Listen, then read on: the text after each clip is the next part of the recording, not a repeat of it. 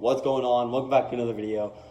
I was gone for a while. I just had to focus on myself for a little bit. But I'm finally back. And today I'm coming back with a really good passage, I think. I'm going to be talking about James 1, 2, and then I'm going to jump down to James 1, 12 through 13. So James 1, 2 says, "My brethren, count it all joy when you fall into various trials." And I think that it's very important for us to understand this verse, because when God tests us, when we fall into the various trials, it's a test of faith. It's not because God wants us and our life to get any worse.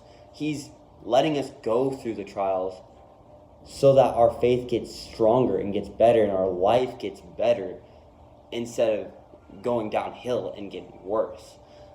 And I think that's something that a lot of people struggle with, because it's like, dude, what the heck? I don't want to be going through this. This sucks. But then once you're on the other side of that, dude, your faith is going to be that much stronger. How is our faith going to get stronger if we're never tested, right?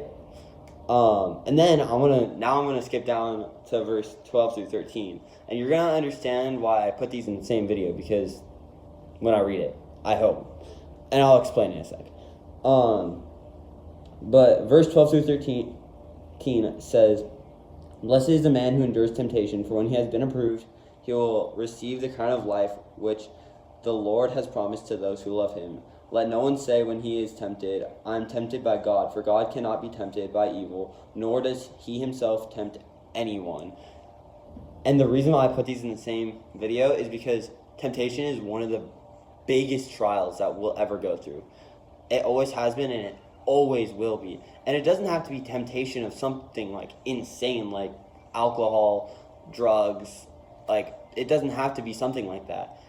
It could simply be oh, I want to go on my phone and scroll when I should be doing my homework, or when I should be reading my Bible or doing something else, or doing my chores. But it's also important to know God, it's not from God. God's not tempting you. And if you're tempted and you give into that temptation, that's not God. That's you using your free will to give into that. And that's something that a lot of people struggle with, because it's God, what the heck? Why are you letting this happen to me? But it's our sinful nature and our free will that makes us give into that allows us to give into that. So yeah, I'll see you guys later. Peace out. God bless.